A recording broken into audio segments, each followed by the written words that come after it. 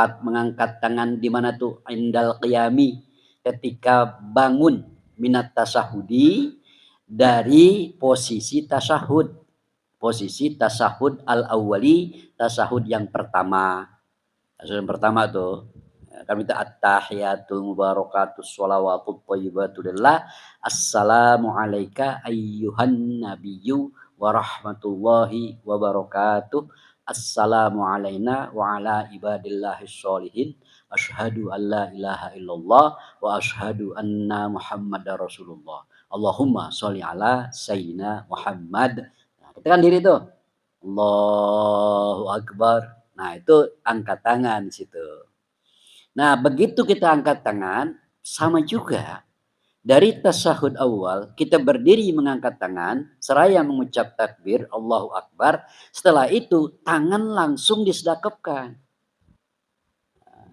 Tangan langsung disedekapkan. Dan ketika itu pula kita membaca Fatihah. Fatihah pada rakaat ketiga. Nah, jadi tangan nggak usah dilepas, tetap dalam keadaan sedekap. Berdiri untuk meneruskan rakaat ketiga dari tasyahud awal, tangan sedekap. Berdiri dalam keadaan i'tidal, tangan pun sudah sedekap. Tujuannya adalah di saat-saat itu semua yang bersifat berdiri dalam sholat adalah sedekap. Tujuannya adalah biar tangan tetap menghadap ke arah kiblat. Keterangan itu ada di kitab As-Simarul Yani'ah, gitu ya, yang masalah menghadap kiblat seluruh anggota tubuh.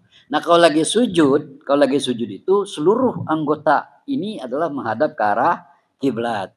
Ketika ruku, seluruh anggota tubuh menghadap ke arah kiblat. Ketika berdiri, dadamu yang menghadap ke arah kiblat. Tetapi tanganmu pun harus diikutsertakan untuk menghadap ke arah kiblat. Emang kenapa? Kalau tangan ketika berdiri itu bisa saja tidak menghadap ke arah kiblat. Ketika dada menghadap ke arah kiblat, maka dengkulmu pasti menghadap ke arah kiblat. Wajahmu pasti menghadap ke arah kiblat. Kakimu juga pasti menghadap ke arah kiblat ketika kamu berdiri. Lalu bagaimana agar posisi itu jangan sampai keliru dan sebagainya dalam permasalahan tangan? Maka sedekapkan tanganmu biar juga ikut menghadap ke arah kiblat. Di samping itu adalah sebagai prinsip identitas dalam sebuah i'tidal, dalam suatu pekerjaan i'tidal, atau suatu pekerjaan berdiri setelah tasyahud awal. Ketika dia selesai tasyahud awal, dia berdiri. Nah, ketika dia berdiri, dia mengangkat tangan seraya berbarengan dengan Allah, ucapan takbir intiqal, Allahu Akbar. Kembalikan tuh tanganmu, ditaruh di bawah dada, di atas pusar. Seraya bersedekap. Ketika itu sudah sempurna, baru Bismillahirrahmanirrahim. Alhamdulillahirabbil alamin. Begitu kan? Untuk dalam rangka berdiri dalam menyelesaikan rakaat ketiga. Minat tasahudil awal, kembali. Lalu kita istilahnya setelah kita berdiri dari tasawuf awal kok mengangkat tangan dan membaca takbir, itu dari mana? Lil ittiba', karena mengikuti model sholatnya Nabi. Ittiba' itu adalah mengikuti Nabi. Dari mana hadisnya? Itu rawahus Syekhani, dikeluarkan oleh Imam Muslim, oleh Bukhari dan Muslim. Syekhani itu maksudnya Bukhari, Muslim, gitu ya. Nah, dari jalur Abi Hurairah. Sekarang begini, walau sholla min qu'udin, walau sholla, dan jikalau orang itu sholat, walau sholat, dan jikalau sholat oleh seseorang, sholat min qu'udin dari sistem duduk, min qu'udin dari sholat duduk, ustuhibba, ustahabbu atau istahabba, istahabbalahu, maka sunnah bagi dirinya, bagi orang itu, ar-raf'a, terhadap mengangkat, akan mengangkat tangan. Angkat tangan masih tetap disunnahkan ketika dia itu sholat dalam keadaan duduk. Indah takbir, ketika dia takbir, akibat tasahudil awal, setelah dia membaca tasahud awal. Jadi ketika dia tasahud awal nih, kan dia sholat duduk. Sholat duduk yang paling afdol itu kan duduknya duduk iftiros. Yang kedua adalah duduknya duduk tawarruk. Dan yang ketiga duduknya duduk murabba, tarobbuk, yaitu duduk bersila. Nah, ketika dia duduk, sholat duduk antara duduk tasyahud dengan pengganti berdiri, kalau sholat duduk, pengganti berdiri kan sama modelnya, ya kan? Sama modelnya begini-gini juga nih apa? Seperti ini juga. Tasyahud awal iftiras. Nah, pengganti diri juga iftiras, sistem duduknya. Ketika dia baca tasyahud awal, tahiyatul mubarakatus sholawatut thayyibat gitu. Nah, begitu kan di sini Allahumma sholli ala sayyidina Muhammad. Kan berdiri dia nih untuk melanjutkan rakaat yang ketiga. Nah, karena dia sholat duduk, tetap aja disunahkan mengangkat tangan. Kan gitu. Kan asyhadu alla ilaha illallah wa asyhadu anna muhammadar rasulullah. Allahumma sholli ala sayyidina Muhammad. Allahu akbar. Tetap begitu sama. Enggak ada bedanya. Tetap dia istahabba, tetap dia itu memperoleh sunnah. Ya. Nah, kemudian fatta'biru bil qiyami lil ghalibi. Fatta'biru adapun ungkapan bil qiyami dengan kata-kata qiyam berdiri.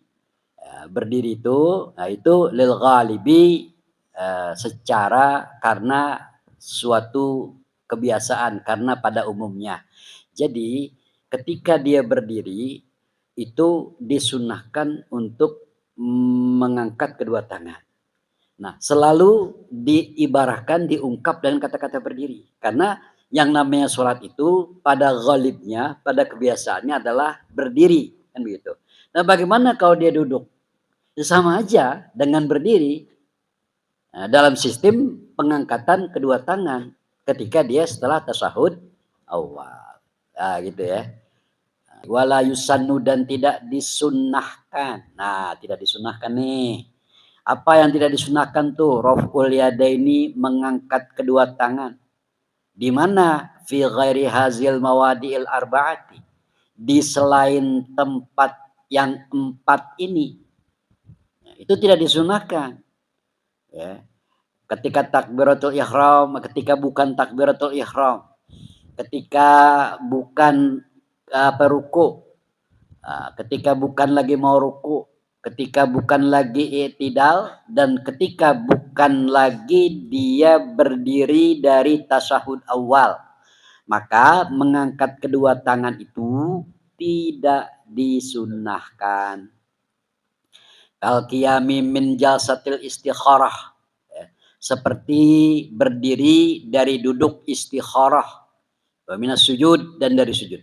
Kita habis mau berdiri kan kita itu disunnahkan duduk istikharah, ya kan?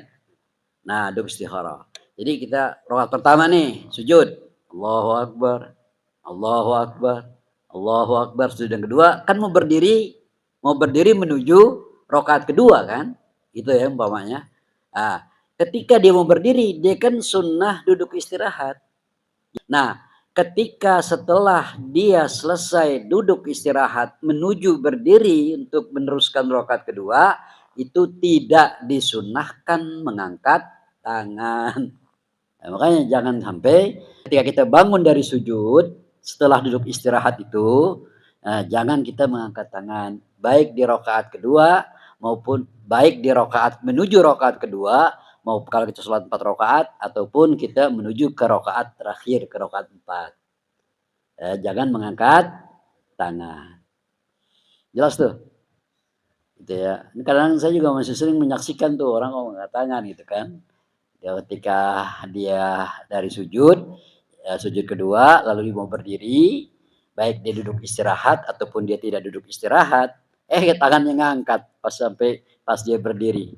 Allahu akbar. Nah, itu makruh. Nah, masuk saya. Iya, apa-apa. Iya, gitu. Ya, apa tuh? Pak Baidawi ngakuin tuh dia tuh. Iya, karena belum sampai pengajiannya. Iya. Berarti dengan adanya ini ada ilmu pengetahuan baru dan akhirnya apa istilahnya itu memberikan pencerahan. buat kita tentang ilmu, gitu kan. Oh, selama ini saya barangkali bukan bukan karena apa, misalnya mungkin belum sampai, ya kan seperti itu. Iya, termasuk saya langsung aja, waduh. Ya, good, benar. Iya iya, itu dia gentleman ya, Kak. Gitulah, saya begitu dah ya. Jadi sekali lagi gitu ya, banyak kok kadang saya lihat itu teman-teman masih begitu aja, ya. Betulan nih sekarang kelihatannya ringan, ini gitu kan, hal-hal yang remeh-temeh gitu. Padahal di situ ada sebuah hukum, ada sebuah hukum yang mesti ditaati. Ketika kamu melanggar, maka kamu dihukumi makruh. Ketika makruh, maka pekerjaanmu menjadi cacat. Kan gak enak banget kalau kita cacat pekerjaan, begitu ya. Sayang-sayang gitu. Padahal kita ngerti dan gampang, tapi kesalahan sedikit itu mengakibatkan suatu pekerjaan fardu menjadi tidak sempurna. Nah, lanjut. Fa in taroka rof'a. Fa in taroka, maka jika orang yang sholat itu meninggalkan, ya, tidak melakukan ar-raf'a, mengangkat tangan. Dia tidak melakukan mengangkat tangan fima umiropihi, dari suatu posisi yang diperintahkan dengannya, au fa'alahu fima lam yu'mar, atau dia melakukan suatu pekerjaan di dalam suatu pekerjaan yang lam yu'mar, yang tidak diperintah dengannya. Kalau begitu kuriha, maka dimakruhkan. Apabila dia meninggalkan mengangkat tangan, padahal mengangkat tangan itu adalah yang disunahkan pada pekerjaan-pekerjaan tertentu tadi, atau dia mengerjakan pekerjaan-pekerjaan yang tidak diperintah. Ya, kamu habis dari bangun duduk istirahat, bangun dari sujud, duduk istirahat lalu naik ke atas, tidak diperintah untuk mengangkat tangan. Mengangkat tangan. Gitu ya. Kamu setelah tasyahud awal berdiri angkat tangan, dia tidak angkat tangan. Nah, kalau begitu bagaimana? Kuriha, maka dimakruhkan.